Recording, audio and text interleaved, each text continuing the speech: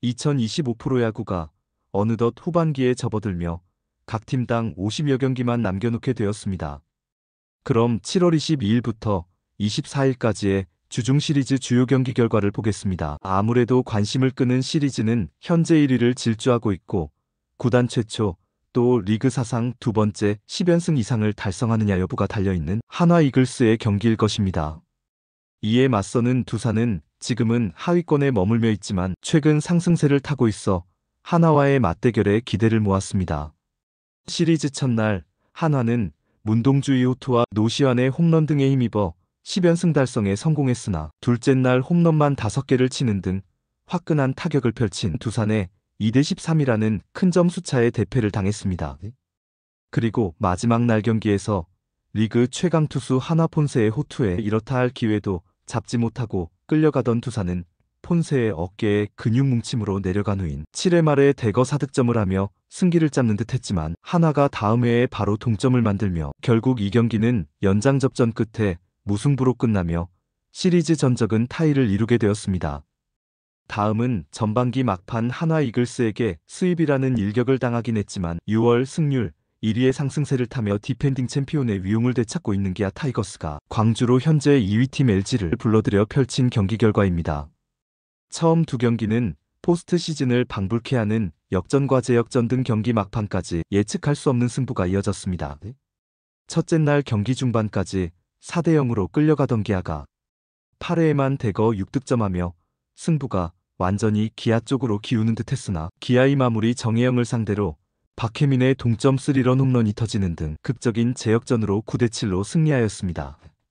둘째 날 역시 LG 치리노스의 초반 호투로 4대0으로 끌려가던 기아는 7회 말 오선우의 동점 3런 홈런으로 분위기를 기아 쪽으로 돌려놓았으나 LG가 다시 10회 초에 문보경의 홈런 등으로 6대5의 승리를 거두며 위닝을 확보하였습니다.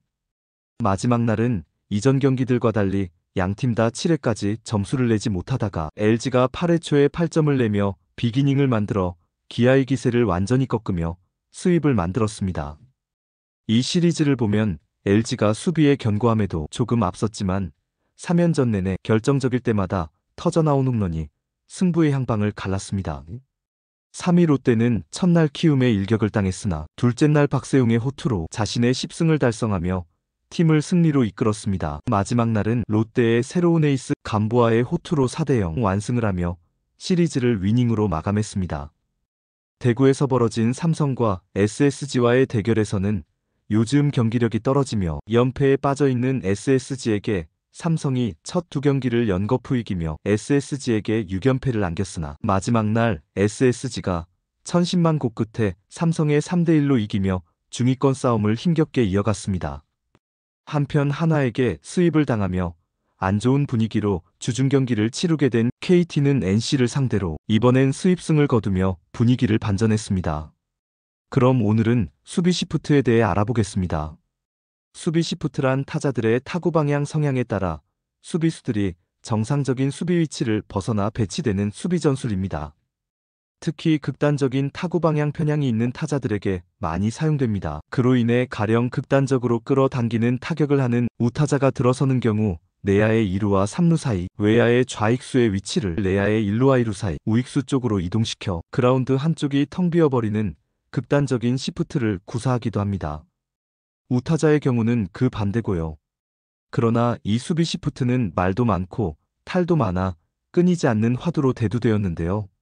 수비하는 입장에서 보면 확실히 효과를 거두는 게 사실입니다만 타자 쪽에서 보면 야수가 모여있는 반대쪽 빈 공간으로 툭 밀어치기만 해도 쉽게 안타를 만들 수 있을 것 같아 보이는데 이게 쉽지만은 않습니다. 오히려 빈 공간에 타구를 보내기 위해 잡아당기는 타격의 변화를 주려다가 타격 폼이 망가져 슬럼프에 빠질 위험까지 있습니다.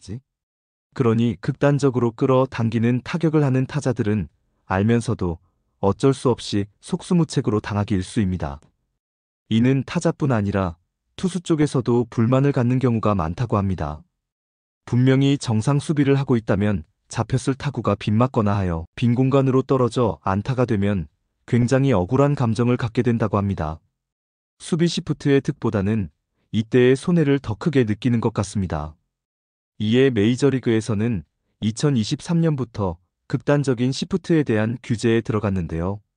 그 취지는 야구 본연의 모습을 살리고 적절한 수준의 수비와 게임이 될 수 있도록 하는 조치의 일환이라고 밝혔습니다. KBO에서도 2024년에 수비 시프트 규제 방안을 마련해 지금은 메이저리그와 같이 적용하고 있습니다. 규제 방안을 보면 내야수 4명은 꼭 내야에 위치해야 하고 2루 베이스를 기준으로 좌우에 2명씩 배치는 기본, 그리고 외야수는 꼭 외야에 위치하기입니다. 이렇게 하여 야수들이 한쪽에 몰려있고 반대쪽에는 텅 비어있는 그라운드 풍경은 더 이상 볼 수 없게 되었습니다. 국내에서 극단적으로 끌어치는 대표적인 타자 LG의 김현수나 SSG의 한유섬 등은 크게 환호할 만한 규제가 아닌가 생각됩니다. 야구를 관람하는 입장에서도 충분히 납득할 만한 조치가 아니었나 생각됩니다.